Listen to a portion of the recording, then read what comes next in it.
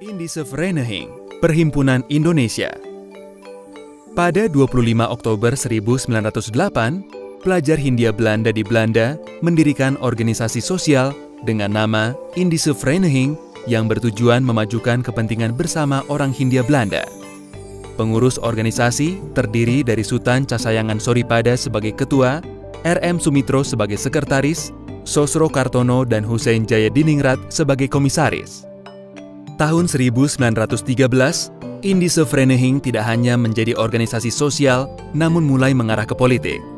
Perubahan tersebut karena masuknya pengaruh pemikiran Suwardi Suryaningrat, Cipto Mangunkusumo, dan Douwes Dekker.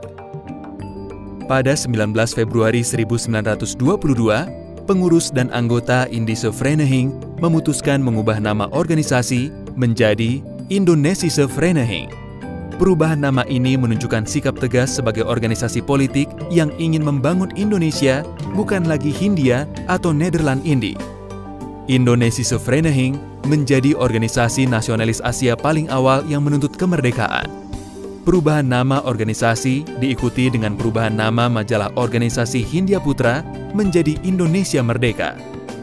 Tahun 1925, pengurus dan anggota Indonesische Vereniging memutuskan mengubah nama organisasi menjadi Perhimpunan Indonesia yang bertujuan mencapai Indonesia merdeka. Sarekat Islam. Sarekat Islam pada awalnya bernama Sarekat Dagang Islam atau SDI, yaitu perkumpulan pedagang-pedagang Islam yang didirikan oleh Haji Samanhudi di Surakarta. Perkumpulan ini bertujuan menghimpun para pedagang batik Muslim agar dapat bersaing dengan pedagang Tiongkok yang memiliki hak dan status dari pemerintah Hindia Belanda. Pada 1912, Haji Umar Said Cokro Aminoto mengubah nama Sarekat Dagang Islam atau SDI menjadi Sarekat Islam atau SI. Hal ini dilakukan agar perkumpulan tidak hanya bergerak dalam bidang ekonomi, tetapi juga dalam bidang lain seperti politik. Keanggotaan SI bersifat terbuka untuk semua lapisan masyarakat Muslim, sehingga dalam waktu singkat, SI menjadi perkumpulan dengan jumlah anggota terbanyak. Kongres pertama SI diadakan pada Januari 1913 di Surabaya. Dalam kongres ini, Cokro Aminoto menyatakan bahwa SI bukan perkumpulan politik, karena tujuan utamanya adalah meningkatkan perdagangan, membantu anggotanya yang mengalami kesulitan ekonomi, serta mengembangkan kehidupan religius dalam masyarakat. SI yang mengalami perkembangan pesat kemudian mulai disusupi oleh paham sosialisme revolusioner. Paham ini disebarkan oleh Hendrikus Josephus Franciscus Marie Snevely yang pada 1914 mendirikan perkumpulan Indische Sozial-Demokratische Vereniging ISDV. ISDV dan SI memiliki tujuan yang sama, yaitu membela rakyat kecil dan menentang kapitalisme. Karena itu, tokoh-tokoh muda SI seperti Semaun, Darsono, Tan Malaka, dan Alimin Prawirodirjo terpengaruh dengan propagandanya. Hal ini menyebabkan SI pecah menjadi SI Putih yang dipimpin oleh HOS Cokro Aminoto dan SI Merah yang dipimpin Semaun. Muhammadiyah. Muhammadiyah didirikan di Yogyakarta pada 18 November 1912 atau 8 Zulhijjah 1330 Hijriah oleh Kiai Haji Ahmad Dahlan. Muhammadiyah menjadi perkumpulan yang mempelopori pemurnian dan pembaruan ajaran Islam di Indonesia. Muhammadiyah lahir setelah terjadinya interaksi antara Kiai Haji Ahmad Dahlan dengan pengurus Budi Utomo Yogyakarta, R. Budiharjo, dan R. Sosro Sugondo. Interaksi dan diskusi di antara mereka melahirkan kesimpulan tentang pentingnya perkumpulan untuk mewadahi aktivitas Kiai Haji Ahmad Dahlan. Perkumpulan Muhammadiyah menjadi tempat aktualisasi pikiran-pikiran pembaruan Kiai Haji Ahmad Dahlan dan wadah untuk memayungi sekolah madrasah Ibtidaiyah Diniyah Islamiyah yang didirikannya pada 1 Desember 1911. Muhammadiyah memiliki cita-cita membebaskan umat Islam dari keterbelakangan dan membangun kehidupan yang berkemajuan melalui tajdid atau pembaruan. Langkah pembaruan yang dilakukan oleh Muhammadiyah adalah merintis pendidikan modern yang memadukan pelajaran agama dan umum, pembaruan yang berorientasi pada amal sosial kesejahteraan dengan mendirikan Lembaga Penolong Kesengsaraan Umum atau PKU mendorong umat Islam untuk mengkaji semua agama secara rasional untuk menemukan kebenaran yang inheren dalam ajaran-ajarannya, serta mendorong kemajuan kaum perempuan Muslim. Indische Partei. Indische Partei merupakan perkumpulan pergerakan yang secara terang-terangan bergerak di bidang politik dan ingin mencapai Indonesia merdeka.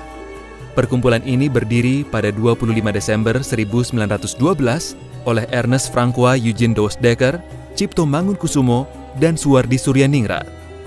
Indische Partei menginginkan adanya kerjasama antara orang Indonesia dan orang Eropa di Indonesia. Indische Partei menggunakan media majalah Het Tijdschrift dan surat kabar Die Express sebagai sarana untuk membangkitkan rasa kebangsaan dan cinta tanah air. Tujuan dari partai ini benar-benar revolusioner, karena mau mendobrak kenyataan politik rasial yang dilakukan pemerintah kolonial. Tindakan ini terlihat nyata pada 1913 saat pemerintah Belanda akan mengadakan peringatan 100 tahun bebasnya Belanda dari Perancis. Pemerintah Hindia Belanda berencana ikut mengadakan perayaan tersebut dengan mengumpulkan dana dari masyarakat. Peringatan tersebut menjadi ironis karena negara penjajah melakukan upacara peringatan pembebasan dari penjajahan di tanah jajahannya. Tokoh-tokoh Indische Partei ini melangsungkan protes dengan menuliskan artikel bernada sarkastis yang akhirnya membuat mereka ditangkap dan diasingkan ke Belanda. Nahdlatul Ulama. Nahdlatul Ulama atau NU adalah sebuah organisasi Islam terbesar di Indonesia yang berdiri pada 31 Januari 1926, didirikan dan dipimpin oleh Kiai Haji Hashim Asy'ari. Organisasi ini bergerak di bidang keagamaan, pendidikan, sosial, dan ekonomi. Kehadiran NU merupakan salah satu upaya melembagakan wawasan tradisi keagamaan yang dianut jauh sebelumnya, yakni paham Ahlus Sunnah wal Jamaah yang menjadi landasan utama dalam pendidikan berbasis pondok.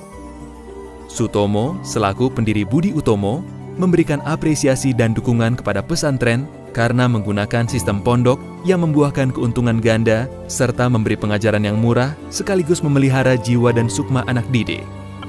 Dalam konteks inilah, Sutomo mendapatkan inspirasi untuk mendorong pengadaan sekolah-sekolah dengan menggunakan sistem pondok atau pesantren terutama di kota-kota besar. Partai Nasional Indonesia atau PNI. Pada 4 Juli 1927, tepat di hari ini, 93 tahun yang lalu, bertempat di rumah Iskak Cokro Adisuryo yang terletak di Jalan Rijensweg nomor 22 Bandung, didirikan Perserikatan Nasional Indonesia atau PNI.